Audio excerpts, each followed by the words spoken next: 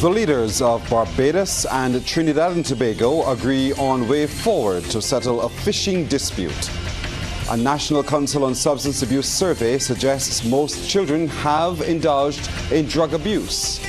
$1 million investment in Pinnacle feeds with the installation of the state-of-the-art equipment. And in sports, advantage to Team Headley on day one of the Cricket West Indies Tri-Series. Broadcasting from our studios in the Pine St. Michael, this is CBC NewsNight, starting now.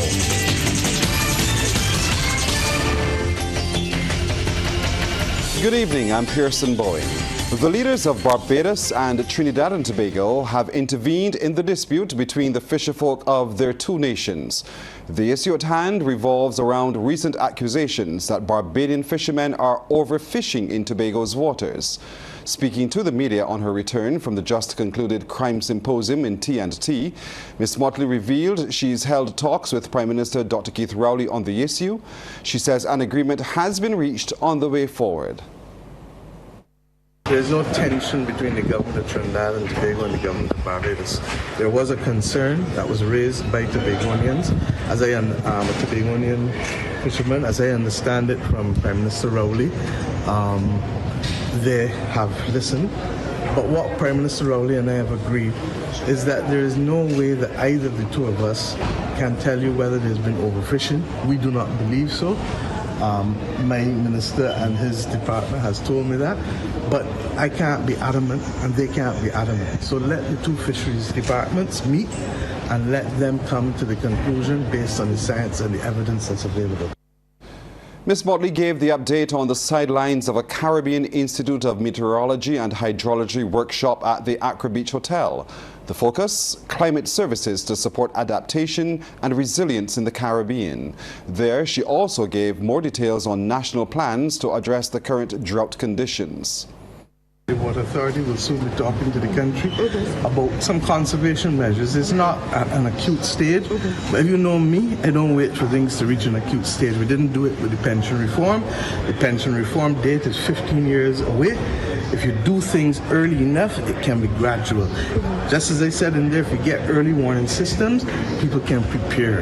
And that's all I'm trying to do. So with respect to water usage, we know, you've heard from Sabu and others, the meteorology department, that we're likely not to have a lot of rain between now. Initially they told us May, now they're pushing it to June. So we just got to apply common sense, apply our hearts to wisdom and recognize that don't do the things that you would normally do in terms of wasting water. Well, earlier, while addressing the Caribbean Institute for Meteorology and Hydrology workshop, Ms. Motley revealed that there has been an upgrade for Barbados' early warning system as the hurricane season approaches. According to her, approval has been granted by NOAA, the National Oceanic and Atmospheric Administration, for advanced use of the Hurricane's Hunter.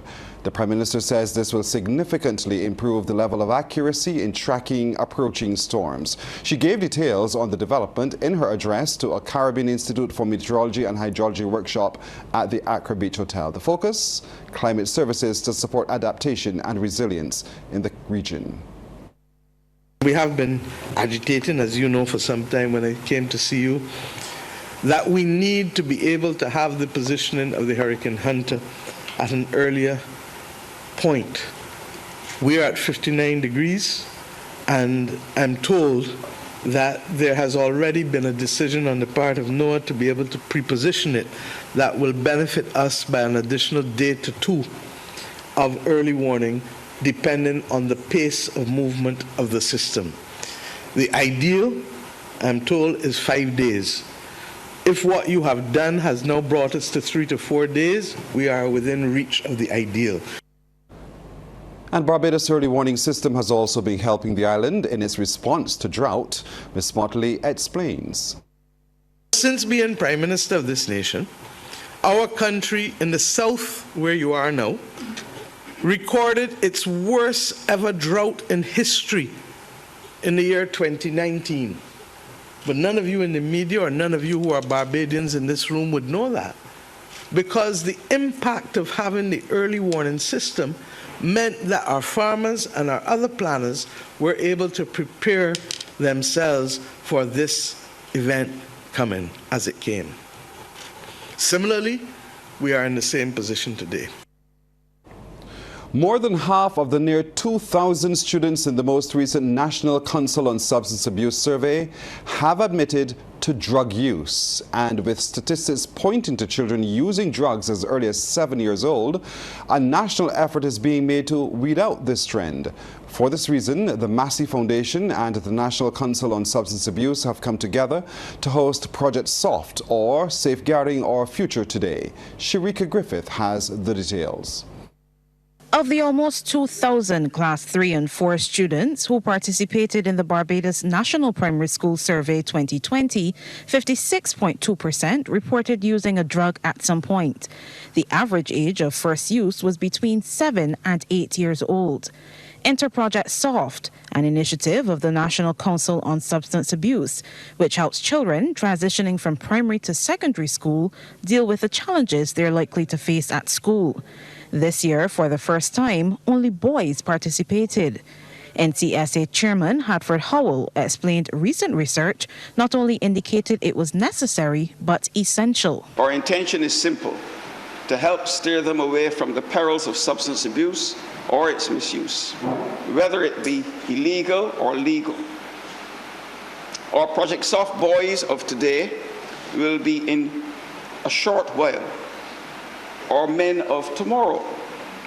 They will need to be productive for their families, in their workplaces, and within their communities. By working with some of them now, we believe that we will work assiduously to be good examples, help them to work assiduously to be good examples to others around them, and become productive and not delinquent, idle, or underperforming members of our society in the not too distant future. The survey also found friends were the preferred source for tobacco, cigarettes, Fanta and marijuana, while parents and guardians were the most common source for energy drinks and alcohol. Home Affairs Minister Wilfred Abrams urged the boys to hold themselves in high regard. Your opinion of yourself should be the most important thing to you right now. If it is, you can't bend to peer pressure, because if you say no, no is no. If you know what is right, you should not be afraid or ashamed. If one of your friends tries to get you to use illegal substances and you say no and they try to make you feel small, that you aren't cool, that don't matter. That person's an idiot. You know what is right. The camp has the backing of the Massey Foundation, which presented a check for $40,000. Executive Director David Nealons says they're pleased to lend support, especially in the wake of the COVID-19 pandemic. Many of our young people are still struggling to overcome past disruptions to their classes and social interaction. Add to that poor communication and coping skills, peer pressure, and the stress of a new secondary school setting, and you have an increased risk of drug use and rebellious conduct, particularly in young males.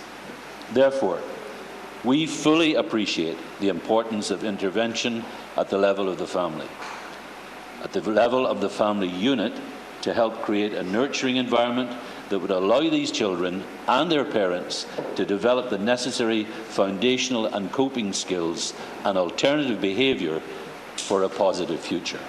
40 boys make up the 21st cohort of Project SOFT, a one-week residential camp set to end on April 22nd. Sharika Griffith, CBC News. Sharika, thank you. A plea from fire officials to motorists. We'll have that story and more coming up after this break. Barbadians and visitors alike will have the chance to reflect on how the Barbados Museum has grown and changed as it celebrates its 90th anniversary. This will be done through a weekly lecture series starting April the 26th under the theme Our Stories, Our Museum, 90 Years in the Making, the Barbados Museum and Historical Society. The editor of the museum's journal, Professor Pedro Welch, suggests the theme makes it clear that the museum is a part and partner of our society. He believes the lecture series will further help to integrate the museum within the community. As it says, the act of incorporation of the Barbados Museum and Historical Society, coming as it did on May the 31st, 1933, and the pre and subsequent action of the illustrious founders made the establishment of the museum in the current location a reality. We are therefore celebrating the 90th anniversary of that founding. The lecture series that we launched today represents therefore a series of reflections that it is hoped will further cement the reality of this august institution in the minds of the Barbadian public. And the president of the museum, Sir Trevor Carmichael, says the lecture series has always played an important role in the museum's educational outreach and overall cultural appreciation. An objective geared for all Barbadians and visitors. And I say visitors because some of our temporary long-stay visitors are known in the past to have extended their stay so as to enjoy the benefits of the lecture series. And some have actually also, some of these shorter term visitors have, and not many, but some significant enough, have geared their visits to Barbados so as to be part of the lecture series and to hear, in a nutshell, a lot of important information and sensitization about Barbados. Fire officials are pleading with motorists to be considerate when parking their vehicles in their respective communities, especially at night. That appeal from a lead fire officer of the St. John Fire Station, Anderson Walks, that came after a number of parked vehicles in a St. John community proved to be a challenge for the fire officers responding to a bushfire at a vacant lot in Gall Hill earlier this morning. CBC News was informed the blaze occurred after someone lit rubbish. The fire got out of control, spreading to an open, unkempt lot. Though the fire threatened properties, none was damaged and it was eventually brought under control. Received this call this morning about approximately 5:26. We were on scene. We recognized there are numerous cars parked on one side road, but this is a small road and a built-up community. This can cause hazards also. We would like one of the cars be more considerate when parking at night because it could be the ambulance, fire, police, anything coming. This is impeding progress of people. In business tonight, Barbados lone provider of animal and pet feed products, Pinnacle Feeds, has made a $1 million investment in equipment with the installation of a new state-of-the-art feed mixer. That announcement came from Chairman of the Board of Pinnacle Feeds and Robert Manufacturing, Peter Bunting. Trevor Thorpe reports. Company Chairman Peter Bunting told the media conference the focus of the companies is market growth and transformation to deliver the benefits of the 21st century technology to customers. He noted the new equipment will allow for faster delivery of products, but not cheaper prices. Unfortunately, in a very high-cost environment, globally, this is not unique to Barbados or to our operations. Inflation has been, at historical, certainly in recent decades, at historical peaks. And we are not immune to that, but we're doing everything we can to mitigate it. And we want to assure you, so soon as we get some relief on those input costs, they will be passed through to the customers. Managing Director Rakesh Bernard said Pinnacle Feeds and Roberts Manufacturing have a rich legacy, and the upgrading of its operating system will strengthen its position in the marketplace. In coming months, you will see that export is a big part of what we're doing.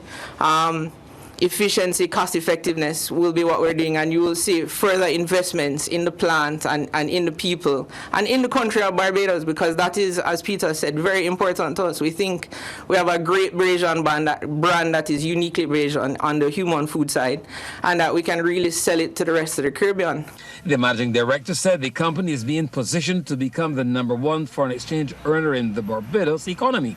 We already have a safe quality food system, which is one of the highest standards in the world that you can get for food quality. And, when we were putting in the mixer, we said, how can we raise that standard to another level?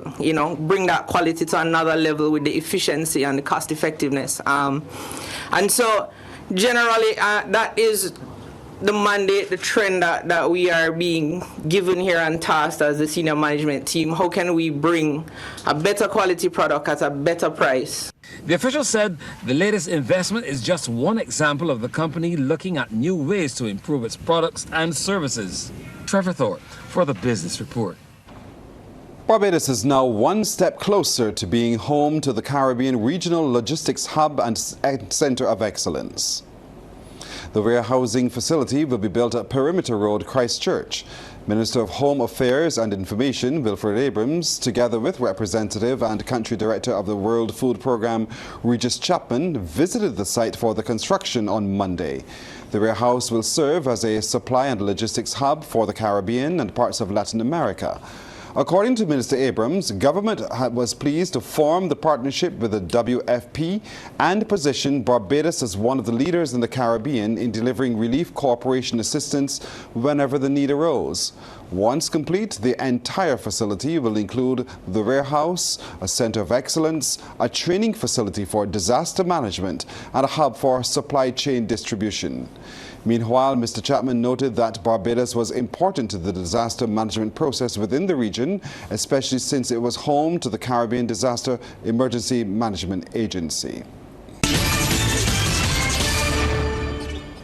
Time for us to take another look at sports. Once again, here's Damian Best. Thanks so much, Pearson. Well, the USA are the 2023 Pan American Junior Women's Hockey Champions. After winning their final match at the Willie AstroTurf last evening, USA had to fight for victory as they were held 1-1 by Argentina in regulation time before taking the match 4-1 in the penalty shootout. CBC's Amory Burke reports.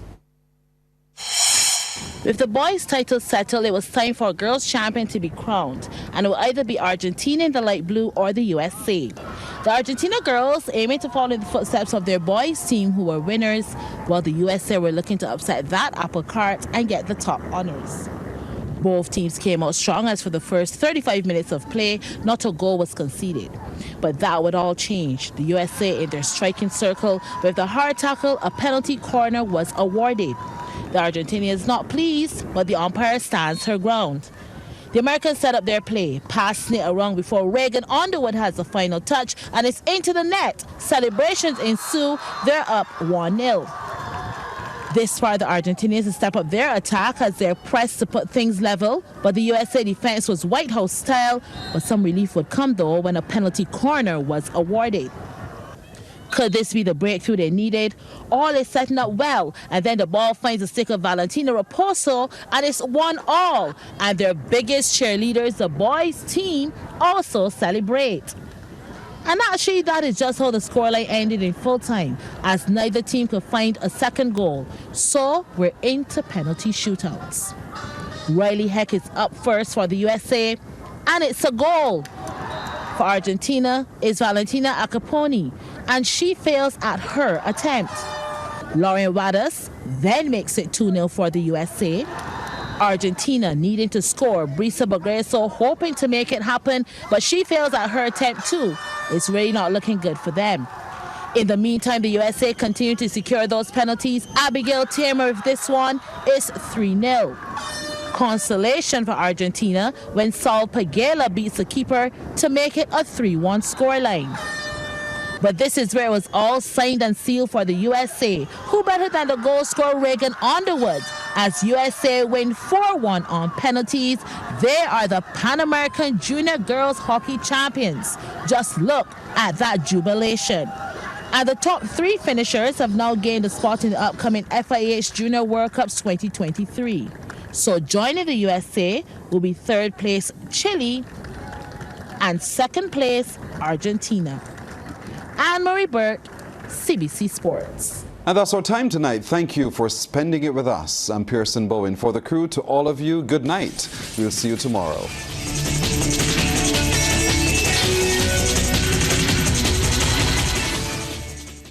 Thanks for visiting us. Now, if you want to see more stories like this one, like and subscribe to our YouTube channel. And you can always go to cbc.bb for the latest news and current affairs.